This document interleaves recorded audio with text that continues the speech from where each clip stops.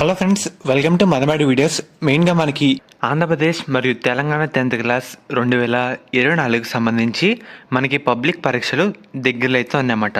మనం రాసే first exam నుంచి లాస్ట్ ఎగ్జామ్ వరకు ఓఎంఆర్ షీటు మరి కొన్ని డీటెయిల్స్ అయితే ఫిల్ చేయాలి. అవి ఎలా చేయాలి మీకు ఒక డెమో రూపంలో ఈ వీడియోలో డీటెయిల్గా చెప్తాను. స్టెప్ బై స్టెప్ ప్రాసెస్ మొత్తం మీకు ఒక డెమో రూపంలో చూపిస్తాను. దాన్ని బట్టి మీకు ఒక అవగాహన అయితే రావడం జరుగుతుంది. సో వీడియోని లైక్ చేయండి. ఒక 500 లైక్లు టార్గెట్ అన్నమాట. కొత్తగా ఎవరైతే మన ఛానల్ చూస్తున్నారో సబ్స్క్రైబ్ అయితే చేసుకోండి. పక్కన బెల్ ఐకాన్ కూడా ఆల్ ఆప్షన్లు పెట్టుకోండి. మెయిన్గా మనకి మీరు ఒకసారి స్క్రీన్ మీద చూస్తున్నారు కదా, మనకి ఓఎంఆర్ షీట్ అయితే ఈ విధంగా ఉండడం జరుగుతుంది. దీంట్లో మనకి 3 విధాలు అయితే ఉంటాయి, 3 పార్ట్స్ అయితే ఉంటాయి అన్నమాట. ఇది పార్ట్ 1, ఇక్కడతో పార్ట్ 2, పార్ట్ 3 ఇది. సో ఎలా ఫిల్ చేయాలి సింపుల్ ప్రాసెస్ అయితే చెప్తాను.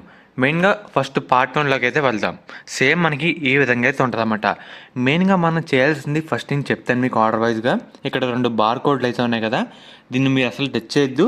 ఎందుకంటే దాని మీద ఏమైనా గీతలు కూడా గీయద్దు. మీ తడి చేతులతో ఏమైనా ఉంటే అవి ఏమైనా చెరిగినా మళ్ళీ మనకి ప్రాబ్లం అయితే అవుద్ది. ఎందుకంటే అవన్నీ స్కాన్ చేస్తారన్నమాట కంప్యూటర్లో పెట్టి. అవి అయితే జాగ్రత్తగా చూడడానికి అయితే ట్రై చేయండి, డ్యామేజ్ కూడా చేయొద్దు అసలు. తర్వాత మనకి రూమ్ నెంబర్ అయితే ఎంటర్ చేయాలి. గుర్తుపెట్టుకోండి, ప్రతి సబ్జెక్ట్కి రూమ్ నెంబర్స్ అయితే చేంజ్ అవుతూ ఉంటాయి. అది దృష్టిలో పెట్టుకొని అది గుర్తుపెట్టుకొని ఎంటర్ చేయడానికి అయితే ట్రై చేయండి మీరు రాసేప్పుడు. అండ్ అలాగే సిగ్నేచర్, మనకి మన హాల్ టికెట్లో సిగ్నేచర్ ఏ విధంగా పెట్టామో సేమ్ మీరు కూడా అదే విధంగా పెట్టడానికి అయితే ట్రై చేయండి. అండ్ అలాగే దీని కింద ఉంది కదా full signature of the invigilators. మనకి మన రూమ్కి దాదాపుగా 2 సార్లు అయితే ఉంటారు, లేదంటే ఒకళ్ళు ఉన్న వాళ్ళ సిగ్నేచర్ అయితే పెడతారు. అండ్ అలాగే తర్వాత ఇక్కడ main answer booklet serial number, అంటే మనకి ఓఎంఆర్ షీట్ కాకుండా ఇంకో బుక్లెట్ అయితే ఉంటుంది అన్నమాట, ఆన్సర్ బుక్లెట్. దాంట్లో మనకి ఆర్డర్ వైజ్గా ఒక సీరియల్ నెంబర్ అలాట్ చేస్తారు. ఆ నెంబరే ఇక్కడ వేయాలన్నమాట. అది మన ఎగ్జామ్ హాల్లో మనకి చెప్పడం జరుగుతుంది. అండ్ అలాగే తర్వాత మన నేమ్, ఫుల్ నేమ్ అయితే రాయాలి. అండ్ అలాగే తర్వాత రోల్ నెంబర్, అండ్ అలాగే పేపర్ కోడ్ కూడా రాయాల్సి అయితే ఉంటుంది. పేపర్ నేమ్ ఏంటి, ఏ సబ్జెక్టు, తెలుగు అలాగా. అండ్ అలాగే సెంటర్ ఏంటి, సెంటర్ కోడ్ సంబంధించి ఒక డిజిట్ అయితే ఉంటుంది అన్నమాట. ఇలాగా సేమ్ అది ఎంటర్ చేయాలి. అండ్ అలాగే తర్వాత డేట్ ఆఫ్ ఎగ్జామ్, మీడియం ఏంటి, తెలుగు మీడియమా ఇంగ్లీష్ మీడియమా. ఇక్కడతో మనకి పార్ట్ 1 కంప్లీట్ అయితే కావడం జరుగుతుంది. మీకు గుర్తుపెట్టుకోండి, మీరు ఎగ్జామ్ హాల్లో కూడా టీచర్ వాళ్ళు ఒక డెమో అయితే చూపిస్తారు, ఎలా రాయాలి అసలు స్టెప్ బై స్టెప్ వాళ్ళు కూడా చెప్తారన్నమాట. ఫర్దర్ డౌట్ ఉన్నా సరే మీకైతే కామెంట్ చేయండి, మీకు రిప్లై అయితే ఇవ్వడం జరుగుతుంది. వాళ్ళు కూడా డీటెయిల్గా ఎక్స్ప్లెయిన్ అయితే చేస్తారు, మీరు కూడా టెన్షన్ పడవసరం లేదు. ఇప్పుడు పార్ట్ 2కి అయితే వద్దాం. మెయిన్గా మనకి పార్ట్ 2కి అయితే చూస్తున్నారు కదా, మనకి ఈ టేబుల్లో మనకి అసలు వర్కే చేయాల్సిన లేదు. ఈ టేబుల్ అసలు ముట్టుకోకూడదు అన్నమాట, బార్ కోడ్ కూడా ముట్టుకోకూడదు. ఇటు వచ్చి మనం రాయాల్సింది main answer sheet booklet serial number.